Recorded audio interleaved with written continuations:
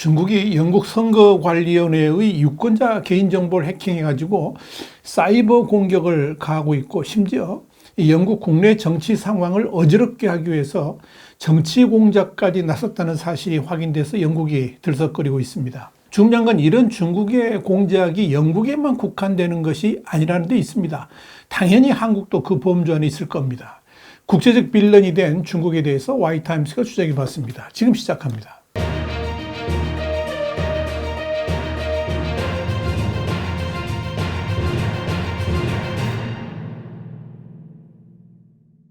영국의 가디언은 현지 시간으로 25일 중국이 수백만 명의 영국 유권자 정보를 해킹해서 이를 활용해 사이버 공격을 진행했다. 그러면서 당장 영국의 의회 의원들도 정치 공작 대상이 되었다라고 보도를 했습니다. 가디언에 이어서 중국은 영국의 선거관리위원회에 침입해서 약 4천만 명에 해당되는 유권자 정보를 빼낸 것으로 보인다. 그러면서 영국 당국이 곧 의회에 그동안 입수한 모든 정보를 공개하게 될 것이다. 이렇게 전했습니다. 이와 함께 영국의 텔레그래프는 지난 24일 중국과 러시아가 영국 왕실에 대한 무분별한 비방 등의 정치 공작을 가한 사실이 확인됐다 그러면서 중국과 러시아는 영국을 불안정하게 만들려는 의도를 가지고 다양한 음모론을 부추겼다. 이렇게 보도했습니다. 텔레그래프는 이어서 중국은 특히 최근 웨일스 공주의 암투병과 관련해서 건강 등을 둘러싼 다양한 음모론과 가짜 뉴스 등을 퍼뜨려 왔다 그러면서 중국은 이를 통해 영국 내의 사회적 혼란을 부추겨 왔다라고 지적했습니다. 이와 관련해서 한 정부 소식통은 텔레그래프에 중국 등의 적대 국가들은 사회 불안을 조성해서 선거의 정당성을 훼손하는 것이다. 이렇게 꼬집었습니다. 다시 말씀드려서 가짜 뉴스라든지 여론 조작을 통해서 선거의 결과를 오도하고 왜곡하려고 했다는 겁니다. 텔레그래프에 의하면 중국과 러시아 등의 적대 국가들에 의한 여론 조작 사건과 관련해서 영국 정부는 외교적 제재를 가할 준비를 하고 있다라고 전했습니다. 이와 관련해서 영국 당국이 크게 분노하고 있는 것은 웨일스 공주의 암투병 사실이 확인되면서 응급 상황을 겪고 있을 때 영국 내에서 있었던 엄청난 음모론, 그리고 광란의 소셜미디어 폭풍 배후에 중국이 있었다는 점이라 그러면서 이로 인해서 영국 왕실 전체는 물론이고 웨일스 공주에게도 엄청난 피해를 입혔다라고 밝혔습니다. 중요한 건 영국의 유권자 정보를 탈취해서 여론 조작을 했던 이 중국의 행각이 들통났다는 것이 이번이 처음이 아니라는 겁니다. 지난해 9월 29일 뉴욕타임스에 따르면 미 국무부 산하 가짜뉴스 대응 조직인 국제관여센터는 이날 보고서를 통해서 중국이 선정과 허위정보, 검열 등을 통해서 해외 정보 조작에 수십억 달러, 그러니까 수조 원을 지출하면서 중국 공산당에 대한 긍정적인 뉴스를 홍보하고 있다고 밝혔습니다. 중국은 이를 위해서 해외 미디어 기업의 지분을 인수하고 온라인 인플루언서를 후원해서 후원 사실을 표시하지 않은 중국 정보 콘텐츠를 배포하는 계약을 체결하는 등 공개 또는 비공개 수단을 써왔다라고 보고서는 전했습니다. 특히 보고서는 이 중국이 대만과 양안 관계, 인권, 둔화에 가는 중국 내 경제 같은 이런 논쟁적인 주제에 대해서는 자국의 주장과 반대되는 정보를 억누르고 있다라고 지적을 했습니다.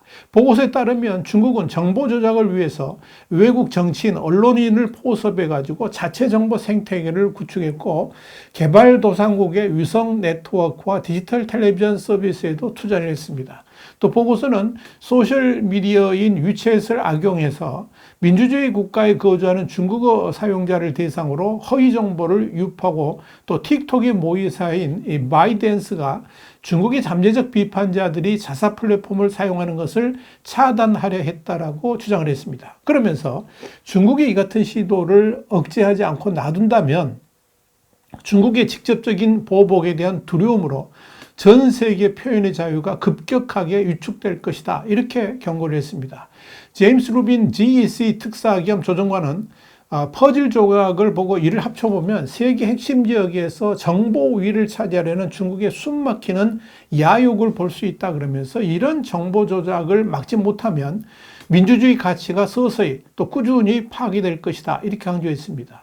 심지어 중국은 100명 이상의 사망자가 발생했던 하와이 마우이 섬에 대규모 산불을 틈타서 중국이 미군이 비밀 무기를 시험하다가 불을 냈다, 이런 음모론까지 퍼뜨린 것으로 확인이 됐습니다. 중국 정부가 배후로 지목된 이 음모론의 개요는 미국 정부가 날씨를 이용한 신무기를 비밀리에 개발하는 과정에 마우이 섬에 불을 냈고 이 사실을 영국의 해외 정보 그러니까 MI6가 파악했다. 뭐 이런 내용입니다. 중국은 이 음모론의 신빙성을 높이기 위해서 AI 기술을 사용한 조작 사진까지 만들어낸 것으로 전해졌습니다. 그런데 여러분, 중요한 것은 중국이 이런 정치 공작의 최전선에 한국이 있다는 점입니다.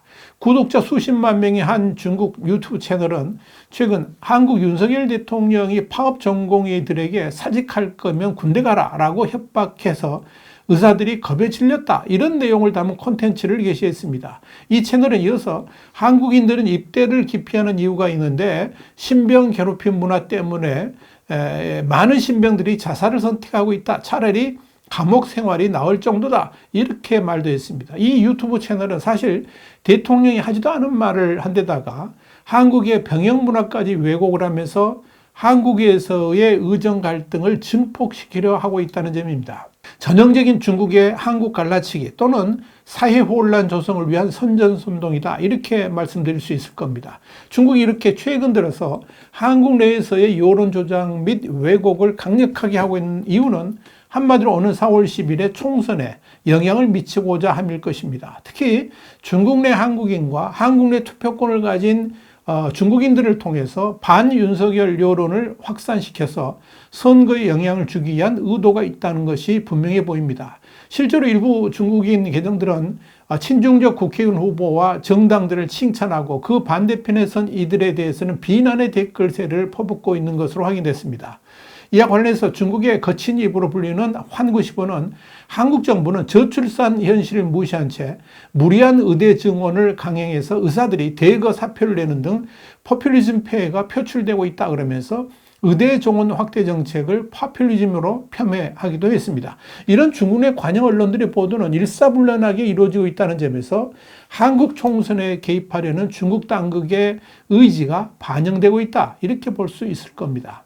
동시에 중국의 댓글 부대들이 한국의 언론들의 정부를 비방하고 친중국 후보들을 응원하는 댓글을 달고 있는 것으로 보입니다. 우리 Y타임스의 유튜브 댓글란에도 보면 맞춤법도 맞지 않는 비난 글들이 여러 보입니다. 아마도 전문가 또 인플루언서 국제팀 등 수천 명으로 구성된 댓글 부대가 한국에 이렇게 본격적으로 가동된 것이 아닌가 이렇게 판단됩니다. 지난 2월 21일에도 미국의 소리 VOA는 한국의 총선이 코앞인데 중국의 여론 조작팀들이 기승을 부리고 있다 그러면서 중국 기업이 운영하거나 국내 언론사로 위장한 웹사이트가 반미 및 반일 컨텐츠를 게시하고 사이버 용병으로 의심되는 이들이 한국 포털에 여론을 분열시키는 메시지를 남기는 등 중국의 사이버 위협이 심각해지고 있다라고 보도를 했습니다. VOA는 이어서 이런 활동이 배후에 중국 당국이 있다는 것이 확인된 바는 없지만 이 한국의 사이버 보안 전문가들은 중국이 선거와 관련된 이슈가 자국의 이익에 해롭다고 판단될 경우에 영향력 행사를 통해서 선거에 개입할 가능성이 충분히 있다고 보고 있다. 이렇게 전했습니다.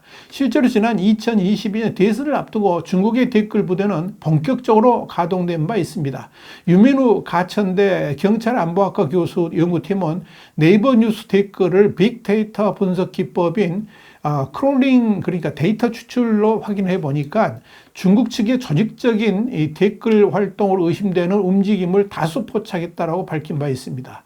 연구팀은 중국 우월주의 그리고 한국 비하, 한미 한일 관계의 비판 성격의 댓글을 대량으로 쓰는 한 50여 개의 계정을 찾아냈습니다. 이들은 특히 지난 2021년 9월에서 11월에 그때만 한 3만 건이 넘는 댓글을 남긴 것으로 드러났습니다. 그 결과 중국 측이 2021년, 2022년 대통령 선거와 지방선거에서 국민의힘 후보에 대한 각종 네거티브성 댓글을 남긴 사실이 확인됐습니다. 반대로 민주당 후보에게는 지지 댓글을 달았습니다. 이들은 비슷한 내용을 일부 변형해서 여러 관련 뉴스에 반복적으로 달았습니다. 이와 관련해서 국정원은 지난 1월 말에 언론 포럼에서 총선을 계기로 북한과 중국이 사이버 공격을 강화할 가능성을 경고하면서 중국의 영향력을 경계해야 된다라고 경고한 바 있습니다. 국정원은 지난해 말 기준으로 중국 기업이 국내 언론사로 위장한 216개의 웹사이트를 발견했습니다. 이런 사례는 미국, 유럽 등에서는 보고된 바 있습니다만 국내에서는 이번이 처음입니다.